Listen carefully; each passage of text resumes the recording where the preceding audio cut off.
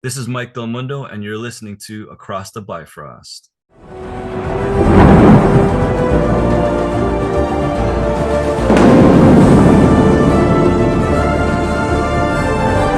Whosoever holds this hammer, if he be worthy, shall possess the power of Thor.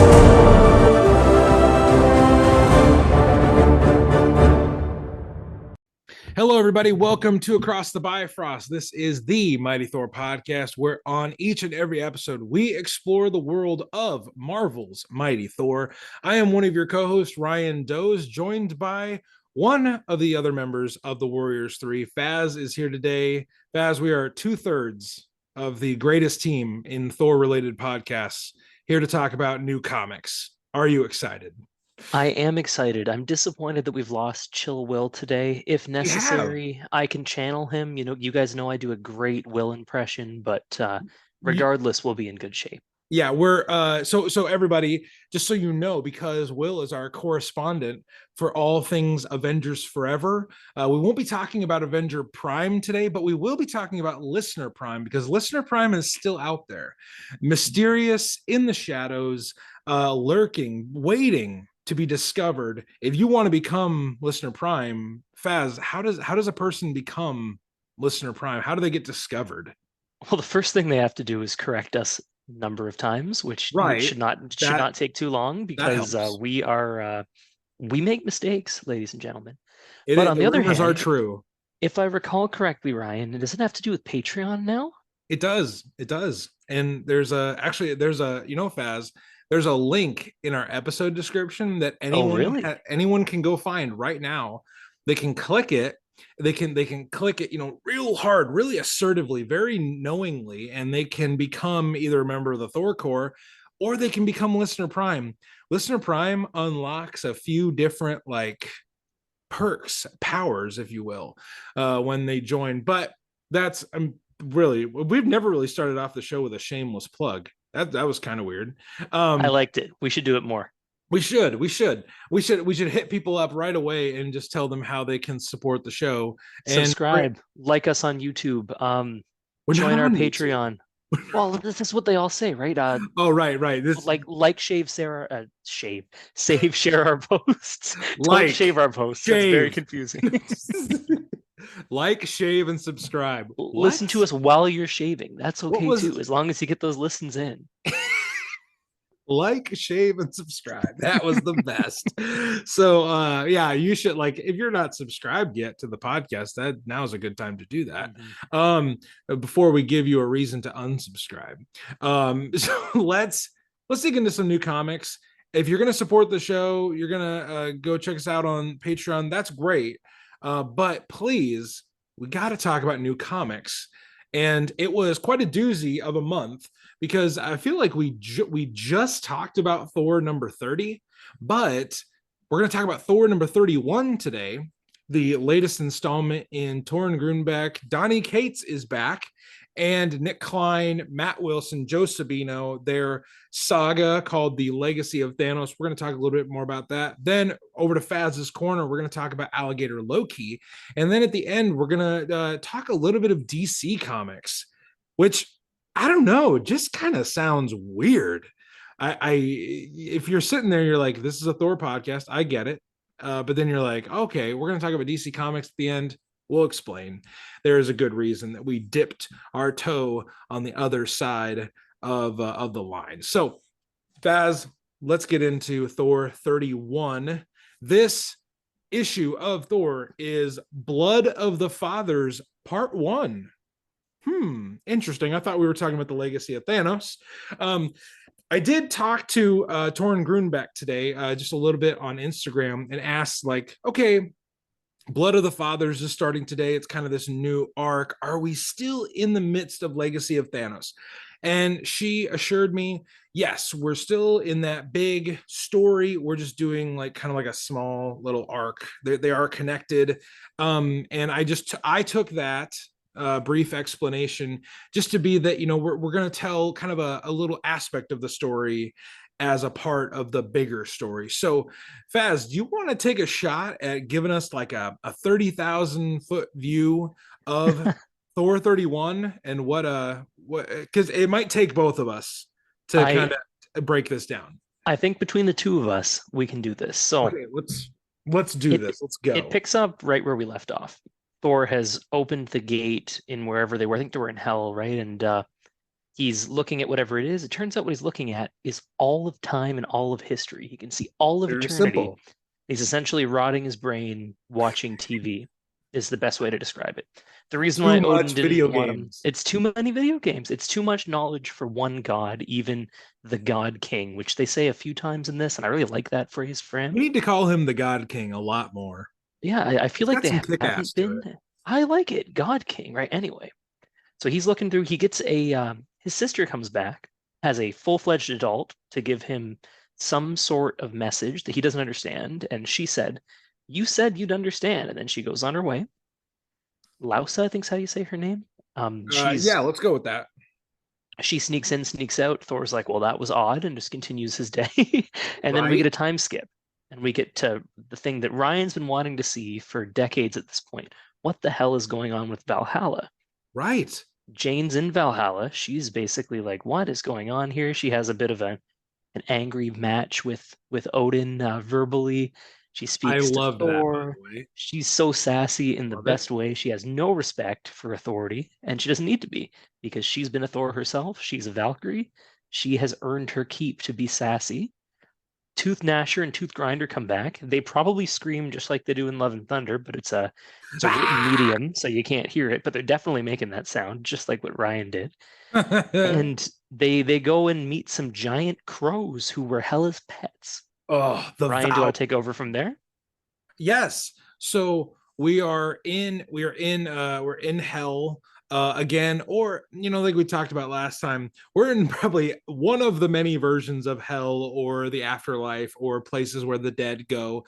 But Nick Klein kind of goes nuts with the design of these Valraven. They rhyme in these creepy, very menacing ways. The stories they're telling, kind of disassociated from the actual dialogue, are really creepy, really gross.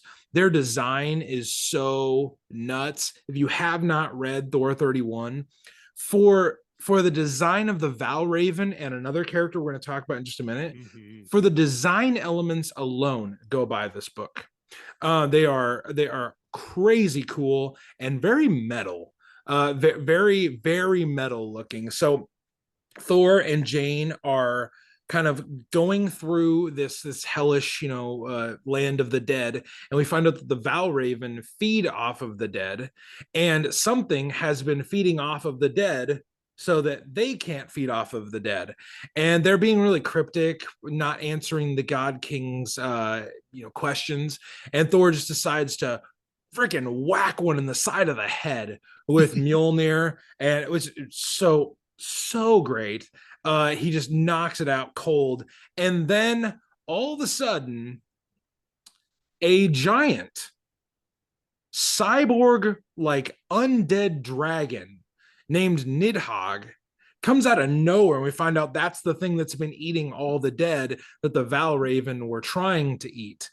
The Valraven kind of quickly they change teams, because when Thor was like, I'm the God King, they were like, oh, you're the God King, you're the God King. And then Nidhogg shows up and they're like, get him, eat him. He's a God King. I'll bet he tastes really and he's great. Sparkly, they say, I think. Yeah. So they're kind of cowardly, agents of whatever side is winning, kind of thing.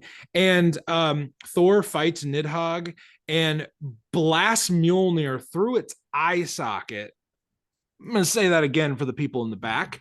He throws Mjolnir through the dragon's eye socket, and we see this giant purple explosion come out of its right eye. Nick Klein is a madman, and I would say lock him up, because he's doing such crazy things, but we can't, because he makes such great comics.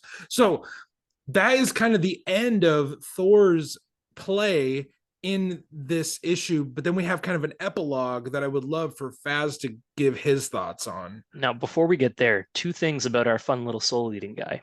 Yes. Number one, his design is not only like a cool ancient dragon, he's got some weird tech on him, as if he's Yeah. being artificially brought back to life. Ooh. That's my first point. Second point here. Mjolnir gets thrown through his mouth and out his eye. Blech. When the hammer comes back out, Thor tries to speak to Odin, and Odin is not there. That is very true. I'm theorizing I missed here. that detail at the end. Welcome to Rogue Theory. It's your host, Eric Voss from New Rockstars. I think, everybody, that what happened here is... I think what happened here is Odin's soul was probably eaten the same way as all the other souls were eaten. I think that Odin's currently gone right now into whatever's going on. And as we see at the end, in Latveria, there's someone pulling the strings with tech that matches up with what's keeping this fun little dragon soul-eating guy alive. Dr. Doom is there, and he has captured Hela. Oh boy. And she's also... Yeah. Hela reminds Dr. Doom, you forget, Victor Von Doom, you are mortal too. And Doom ends the story with saying, I may be mortal, Hela, but as you know very well by now, Doom does not lack resolve.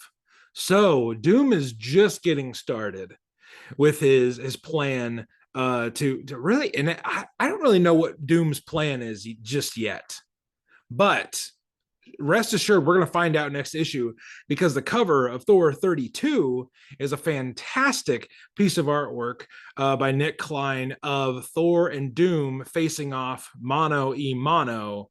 And I think this is, didn't we say Thor 32 was going to be the one where we would finally see them like fight in this arc? I think that was our guess. It's either 32 or 33, but they're coming to blows soon, everybody. And it's right. The pieces are starting to come together. And Hela being Doom's captive adds a little bit more intrigue into it. There's a lot happening in this comic, a lot of layers, and can't wait to see what happens in Thor 32. Hopefully with that fight, that showdown between Thor and Doom. There is a little bit of a bonus story in this issue. We get a Thor and Black Panther story where Thor, and this is not done by Torunn Grønbekk or the crew that did the rest of the issue. Cheryl Lynn Eaton writes the story. Chris Cross, I don't know if that's like a nickname or if that's a real name. That's really cool. Is the artist. Andrew Dahlhaus is the color artist, and our buddy Joe Sabino lettered this one as well. So in this story, real quick, we'll just kind of give you like our quick little thoughts about this one. Bast and Odin use kind of their surrogates, T'Challa and Thor, to go close a portal. That's being guarded by Ammit, which, if you've seen Moon Knight, is one of the Egyptian gods. So they fight a giant crocodile god to close a portal. Faz, do I have that correctly, or open a portal up to I think it was closing a portal. Yeah. I think what was going on was either the Duat or the ancestral plane was being left open, and similarly to our Thor story, it seems like there aren't any souls there. So that's kind of our tie-in. We've got a much more jovial looking Thor in this one. Yes. Black Panther's freaking sick in this one. It's a really, really nice it's a good one. It's a nice little bonus comic for us. I will say, everybody, there is something very, very cool about our Asgardian Norse god Thor fighting a giant god crocodile. Again, that's literally like, I'm a very simple comic book reader. I get that. Like, I understand. I know my place in the comic book world. I'm pretty simple, easy to please. If you told me Thor is going to fight a giant crocodile with T'Challa in this issue, I'm already going to buy it, but I'm going to all you need. I'm going to double buy it. So yeah, great little epilogue story. Hopefully we might get to see more from that story, or maybe it's just a fun one shot. Don't really know, but we are going to move on from our Thor issue to Faz's Corner, and we're going to talk about Alligator Loki. There's 5 issues of Alligator Loki that have come out since we really talked about it. I think, and we alluded to them with Alyssa in that Right. episode. So go check that out, but we'll get more in depth. I know you guys were all bored for 20 minutes. You don't actually care about what's going on with Thor. You're here for Alligator Loki. It's fine. We get it. It's time. We're here. We're contractually obligated to talk about Thor stuff. But eventually we're probably just going to turn this into the Alligator Loki podcast. Calling it the Alligator Loki podcast would offend people, and we can't think of anything as creative as Across the Bifrost. Along the gold horns. I don't know. We're gonna need to keep workshopping it. Scales and horns. Yeah, Ryan's so horny for Alligator Loki. There's a lot of things we could call it, but while we're workshopping it, yeah. Anyway, first one's called Dog Park, everybody. It's Alligator Loki number 15. It's a great episode of Alligator Loki. It features things including a callback to the Mjolnir dog treats. Thor is basically taking Mr. Lokes to the dog park. He's got a stuffed Mjolnir. He's got a cute little backpack thing on our good boy Alligator Loki. It's sort of like a gentle leader or a harness for those of you who have dogs. It allows him to pick him up when he's being annoying and just take him to the dog park. Gets to the dog park. All of the MCU's animals are there. We got Lucky the pizza dog. We got Jeff the shark. We've got I love that Jeff the shark and Gwenpool are in this issue. It is nice. And what's his face? The dog who's the Inhumans dog. Lockjaw, great name. He's there too. They're all having fun. As you can imagine, our main man does not play well with others and slaps Jeff the Shark in his little Jeff the Shark face. How dare he? Not very nice. Everybody else, all the other animals are just trying to have fun. And Loki's like, I don't play well with others. I don't even play well with other Lokis. He's all kind of embarrassed. They have a fun little bonk back and forth. All the animals beat up our main man Al, but he beats them up too. It's some nice action as always. Lands on Thor. Thor's in the mud. Loki's beat up. Jeff the Shark has the stuffed Mjolnir. Great episode as always. Alyssa Wong can do no wrong. But it's just it's another one where it's just really fun, and it kind of ties into the next one because you mentioned Thor is all covered in mud. That's true. I didn't realize the connection. Yeah, because these are sometimes chronological and have a canon to them, and sometimes they're one-offs. Yeah, sometimes they kind of connect. Other times they really don't. But like the next issue, number 16, is bath time. Bath time. Which I imagine Alyssa sitting down to the writing table and just having a lot of fun with the script for number 16.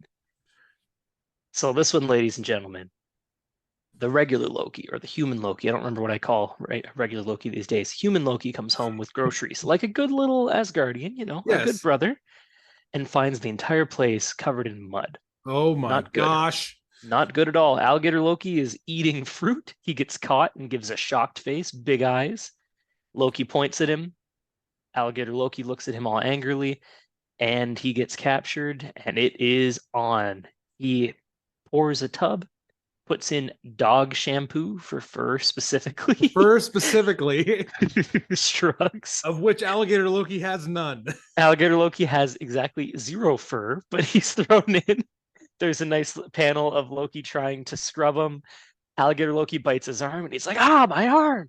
He gets pulled into the tub as well. It's great. There's a battle inside the tub.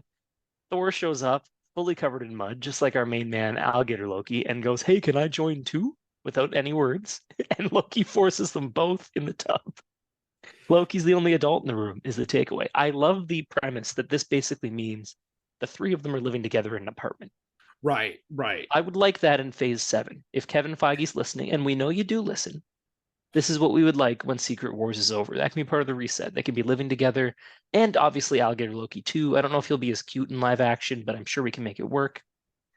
That's what I want. That's Alligator Loki 16. So I know we got a very kind of brief inclusion of Alligator Loki in the first season of Loki, the Disney Plus show. I'm going to need a little bit more of him in season 2. I know we've got a lot of Kang variants and Mobius and all sorts of stuff. I'm going to need at least one episode that highlights Alligator Loki. I'm going to disagree with you one way, Ryan. I think he's better served as a I Am Groot style miniseries cartoon. You know what? On Disney Plus. I take back what I said. We need the I Am Groot Alligator Loki style mini episodes, like the 8-minute little ones. Yeah, just like that. Make them very like Alligator Loki Infinity comic like. Yeah. It would be great. It'd be the same vibe. It's the same vibe as those I Am Groot series. It'd be great. Next And one's called Snow Day. It's and we great too. talked about this one with Alyssa. We really did. enjoyed this one. So I'll quickly skim over this one because Yeah. if you guys are listening and you should have listened already, you'll know that Oh we my talked about it gosh. before. Yes. It's a winter wonderland, and Loki fucking loves the snow. It's very exciting. He gets a beautiful jacket put on him. They go out into the snow. They enjoy the snow. They make snowmen, snow angels. They skate, hang out with some Avengers in the snow. It's all very exciting. He throws around Captain America's shield. Long-time listeners or short-time listeners will remember that he toboggans down a hill with Cap's shield, which is very exciting. And then That they was all my warm up favorite part of that afterwards. whole issue. Is That was setting. also, it's a great example, like Alyssa said, about how writing panels that go down is so different. You can right. show Loki kind of moving through 2 panels because it's vertical rather than horizontal Yeah. in a way that it's really good use of the medium. It's a nice reminder that these comics are art, right? Like it's a story for our consumption, but these sort of artistic choices, very, very cool. Yeah. That's Alligator Loki number 17. We're almost there with the Lokis. We've talked about most of these ones, so because of that, we are going a little faster than usual. Family Feast, Alligator Loki number 18. Yes. We talked about this one too. He's a baker. He is a terrible baker. Can't crack an egg to let's save his specify. life. He's not good at it. He's almost as good as Ryan, which is a Oh. decent level. Yeah, no, that I'm not allowed to bake things. I'm barely Yeah. allowed to cook things. See, his problem, listeners, is that Ryan likes to eat the shells off the eggs, and obviously nobody else wants that. So Alligator Loki and Ryan, same vibe for sure. I treat baked goods like a raccoon. Whatever. Hey, not a raccoon. Rocket is his name. You treat baked goods like Rocket. Come on Yes, now. I do. I have many. I don't have as many weapons around my house as I imagine Rocket Raccoon does. No, but you bake equally well, so that's something. So there you go. So human Loki shows up, explains to Alligator Loki you can't have shells in your baked goods. Alligator Loki throws it out. He sees that he's trying to make an Alligator bread, which is an adorable photo. It looks it's fantastic. great. They try to make it. Thor shows up. Obviously, Thor's involved because that's how it goes. He slips on some stuff. He sees the Alligator and he's like, "Yeah, we can do this." He salt bays because Alyssa is fantastic at working in the memes of our time into this series. They start I'll making never the get over loaf. the cat meme. I'll never. Oh, the cat meme was so good. So good. So good that it was the episode artwork for our episode with Alyssa, which again, if you haven't listened to, what are you doing? Go Get listen. in there. This entire podcast is just an ad for our other podcasts. Get in there. Baz asked all the hard questions about Alligator Loki that have just been burning in his gut for so long. It was hard-hitting journalism. We certainly weren't biased for our love for the show. Journalism. Yeah. So that's why people come here, Faz, for the hard-hitting journalism. Exactly. So we 10 reasons why Alyssa Wong is the greatest comic book writer of our time. Yes, of our generation. So the loaf comes out, everybody, and it looks terrible. It looks bad. They're all shocked by it, but they have a plan. They go to Angela, and they eat with her. They eat her baked goods because she and her team have actual good stuff. Beta Ray Bill's there with all the girls. Right. It's a great spot for him.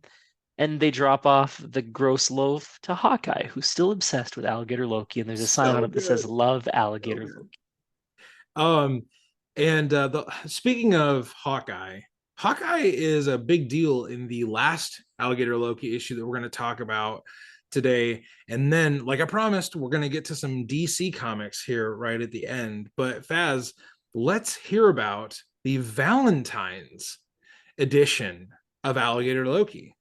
Alligator Loki is great at holiday vibes. We get Christmas episodes. I totally agree. They're just nailing all this stuff. It says "Two True Believers," and it's written in the Toys R Us way with the R's backwards. Yes. This episode's called Hearts and Crafts. Loki is crying, eating ice cream. When I say Loki, I mean human Loki, in his underwear, swiping on Asgardian Tinder, which Ryan, we have 30 seconds. Think of a cool name for it. Let's go with I don't know. Gods and Hearts is a good name, I think. Man, that's not bad. Asgardian Tinder. Oh my gosh. Isers only, because that's the type that like like the gods are. Thunder? No.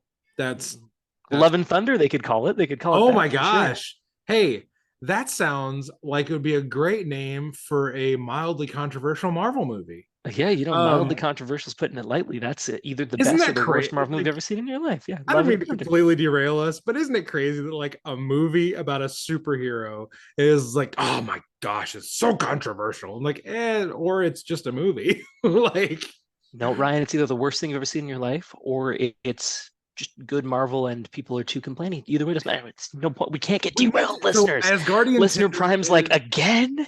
Asgardian Tinder is from henceforth, it's called Love and Thunder. Yes, so Loki's scrolling on Love and Thunder while eating ice cream. He's got a shirt on that I think has a cool crown on it. He's wearing his underwear and his socks. Alligator Loki takes pity on his soul and says, let's do some crafts together. He also gets him his jacket, which in this case I think is sort of like a bathrobe is the vibe we're going for. Right. He's supposed to look like a schlub. Yeah. And he does. He's alone on Valentine's Day because he doesn't have a Jane Foster. He doesn't have a Sylvie even. No. He doesn't have another Loki. He has his dog. He has Alligator Loki. They make some beautiful Valentines. They're all very excited. At one point, the Valentines get stuck on Loki's horns as Alligator Loki's throwing them on his head. He's loving the sparkles. Loki's taking it very seriously. Alligator Loki's just living in chaos, and as he should. He creates a Happy Valentine's Die shirt, heart, which is very cute. And they portal into a nice, fancy Valentine's Day dinner spot with, again, Beta Ray Bill's there on a date. There's a lot of cool people there, and just cover them in Valentines and sparkles. Not one per person. No. Alligator Loki has plenty of love to go around. Showers them with Valentine's festivities. Yes. Absolutely ruins their Valentine's Day to the point where they're being chased by people, angry as they're covered in Valentines. And Alligator Loki and regular Loki are just happy as a clam. Loki's still in his underwear, by the way. Yeah. And they're just running around doing their thing. People are sitting in the park benches like, what the hell is going on? As the background is another Valentine's fight. We see a very sad Clint Barton in the corner, all lonely. Sad. And you know what happens? Loki and Alligator Loki both give him a Valentine, and it ends on such a sweet, they're all having fun together moment. It's a real... Clint has gone on an arc, and Alligator Loki has gone on an arc over the course of these 19 comics. They've gone from I hate this guy, I love this guy, to mutual affection for each other. Clint knows to not come on too strong. Alligator Loki likes him now. And it ends with two true believers with Alligator Loki dressed as Cupid. Just beautiful. My favorite part of that entire issue is when they are showering the Valentines on Jean Grey, Wolverine, and Cyclops.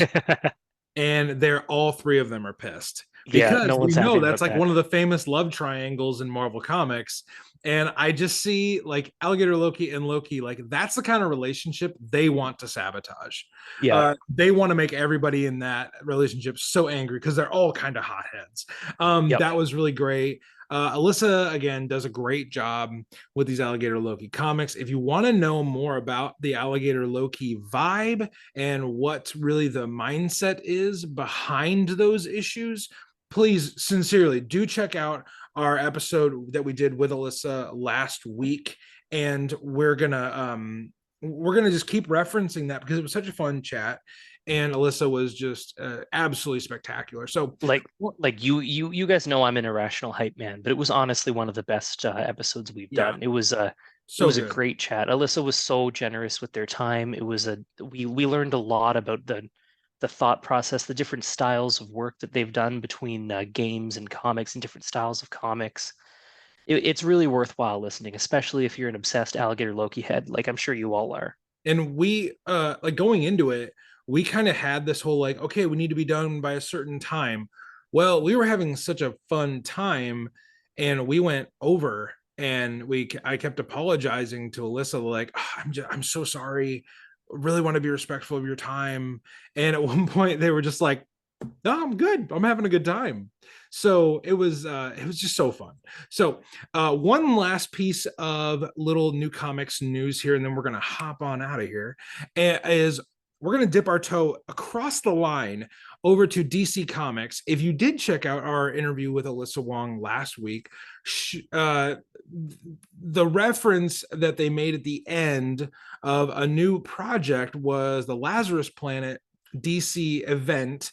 There was an issue called Dark Fate #1 that came out. Now I'll be honest, I don't read DC Comics a lot. If I do, I read Tom Taylor's Nightwing, because if you're not reading Tom Taylor's Nightwing, what in the world are you doing? It's one of the best comics going today. But Alyssa wrote a short story in Lazarus Planet Dark Fate #1 featuring a new character called Xanthi Zhao. And that story was a lot of fun. I don't really know the full context of Dark Fate. I don't know what's, or Lazarus Planet. I don't know really what the stakes are, but I do know that Xanthi Zhao is a really fun character. John Constantine showed up. They fought some ghosts and some supernatural baddies. It was a lot of fun. So if you can check out Lazarus Planet Dark Fate #1, please go do that. That'd be a good use of your comic book buying funds. So that is the last little bit of new comics we're going to talk about today. We are going to get out of here on a little bit of a shorter episode, and we hope that you've enjoyed this kind of jaunt through new comics. We hope you enjoyed Thor 31, all of the new Alligator Loki comics, and if you have a chance, check out Dark Fate #1 with an Alyssa Wong story. We are going to have so many new comics to talk about in the next few months. There is a Loki series. There's like a full-blown in-print Loki comic series coming out in a few months. I would love to talk to the writer and the artist for that. I would love for us to add it to our new comics reviews. That's going to be a lot of fun. But Faz and I are going to get out of here, and we are going to just wrap up with a few housekeeping items. You can check out our Instagram at Mighty Thor Podcast to follow us for news and updates, and we share some stuff about the show. I've been sharing Thor-related like articles I find around the internet that are kind of fun, and yeah, it's a good place to really connect with us if you want to, tell us what we're doing well, or you want to tell us what we can be doing better, or you just want to talk about Thor. Because let's be honest, Faz, we always want to talk about Thor. We're always available to talk about Probably that. 90% of what we do. Yeah, literally, we have a group chat called the Most Worthy Group Chat. So that's kind of our vibe. But other things you can do, you can support the show at Patreon at the link in our episode description. You can become a member of the Thor Corps today.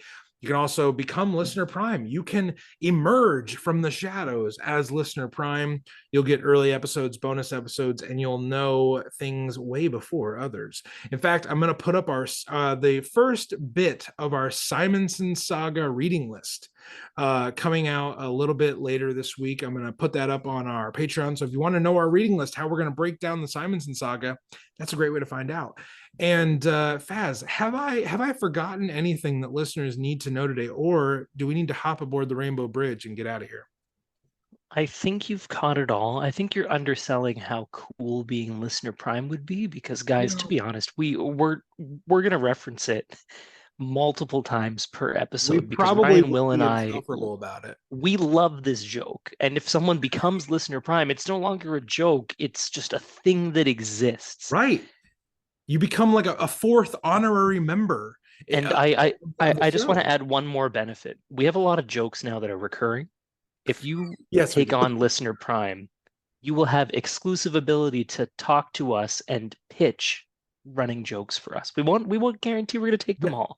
Yeah. But if you come out here and you tell us like, oh, this would be really fun if you guys do this sometimes, we're going to give it a try, because I don't know if you guys noticed, we're not actually that funny. We just think we're funny. So we're happy to take suggestions. Really, episodes have become our group chat, just it's like recording our group chat. That's what this has become, especially new comics. We like on new comics days, we bounce like our thoughts about the new issue off of each other almost immediately. Where it's like, hey, has everybody read it? Okay, now go.